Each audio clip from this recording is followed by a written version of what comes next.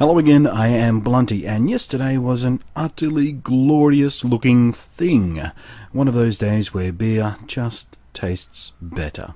And there was some extra fun in tow because I also got to play with some new shiny gaming stuff because Sony were having a press event thingy to show off their big bag of swag for the coming holiday season. To whet your appetite, I got to have a playthrough of the first playable code for God of War Ascension that's landed on Aussie shores. I beat the crap out of a Big Daddy in PlayStation All-Stars Battle Royale, and I'll be unboxing the brand new version of the PS3 which releases in Australia in a couple of days' time. But first came the ancient tradition of speeches and presentations and pie charts, highlighting how well PlayStation is doing, how exciting everything is, and the unusually strong lineup of games and packages for the holidays. And of course that new PlayStation 3 model which comes out September 27th on Aussie shores, and the 12GB flash memory model will come in at $2.99 Aussie dollary-doos and 95 cents, while the 500GB monster is $3.99.95.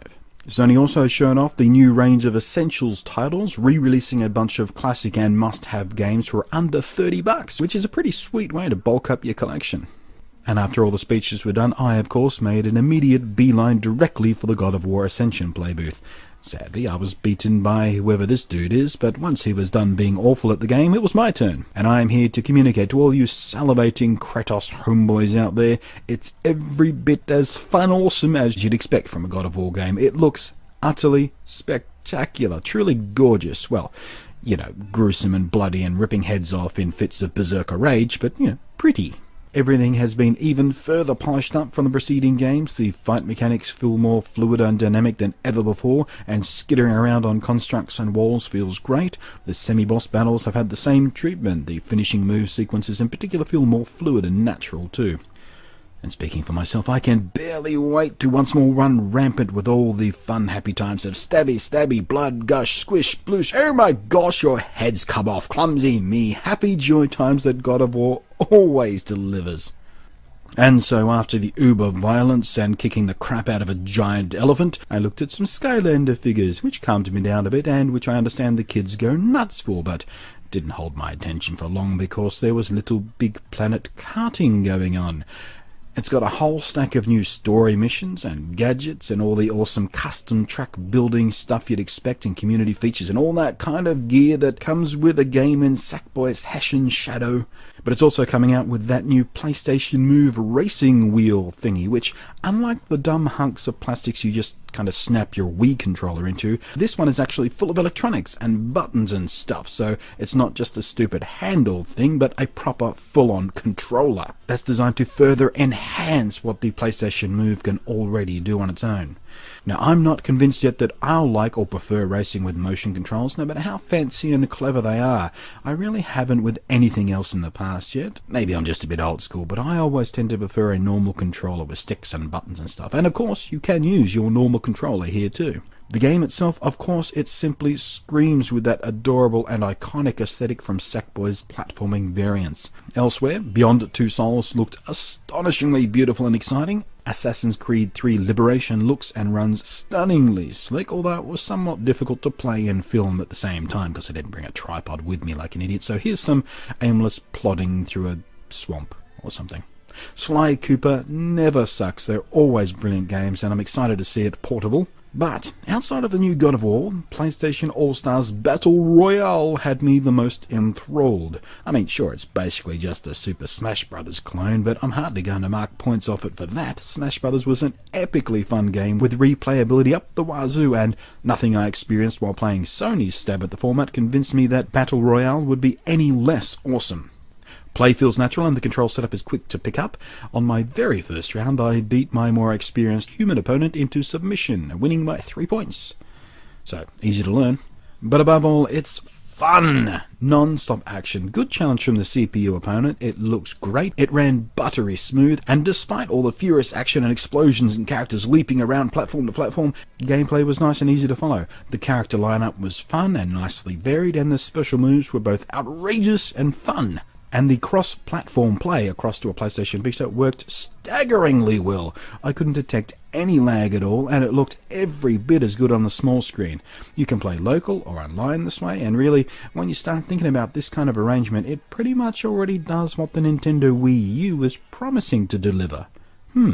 And best of all, the game has something Sony's calling cross-buy. It means if you buy the game on your PS3, you can play it on your Vita for free, and vice versa, which is kind of unexpectedly awesome of Sony, really. Oh, and there were some more sports games, which I ignored, perhaps unfairly, but frankly after Battle Royale, God of War and Little Big Planet Karting, I'm sure it would have been boring, or I'm just lazy. And back to the big news on the hardware side, here's the new PS3 model, which Sony simply call the PS3 with no other special identifier, but PS3 Super Slim seems to be the tag of choice that fans and gaming bloggers are latching onto it. So let's tear one out of the box and have a look.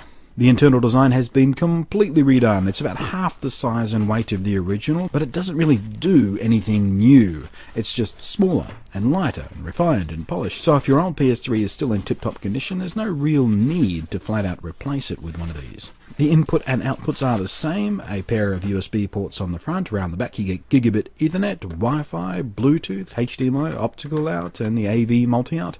You get an AV cable, a power cord, a DualShock 6-axis controller, and the USB cable to charge it. The disc tray has a new slidey swishy cover thing to help keep the rounded design looking all monolithic. But I gotta be honest, that sliding disc tray cover does make the whole thing feel a bit cheapish. It makes that awful plastic sliding on plastic sound, and because it's so light, there's no real sense that this is a third-generation refinement of a high-quality product. Its spring-loaded tray cover mechanism kinda reminds me of the first generation of the original PlayStation, which, while an awesome gaming system that was massively popular, the first generation out of the factory wasn't exactly known for its high build quality. I mean, everything else about the new PlayStation 3 feels fine, it just kind of gives off an impression of too much plastickiness. It just doesn't compare very well directly against the brutally substantial build of my old 60GB PS3. But it's an attractive, simple design, and it's really quite nice. But I bet those little grooves collect dust quite nicely too. Sony are going to be selling it on its own, of course, and in some new bundles, including with the new FIFA 13, which I don't care about because ball sports bore me. Even games about ball sports bore me, but FIFA is a ridiculously popular game, so I'm sure it'll sell well anyway.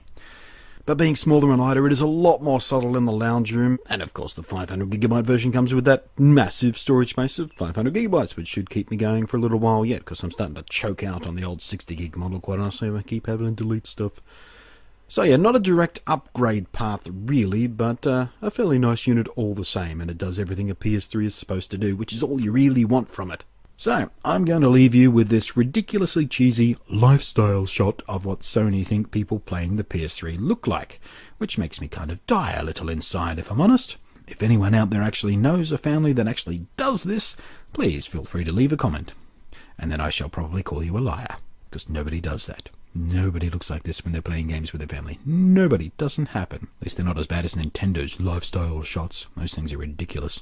Anyway, so there you go, a slice of what PlayStation has on offer for the Xmas season, which seems like a pretty strong game lineup to me. What do you guys think? Thanks for watching, I am Blunty, and I'll catch you next time.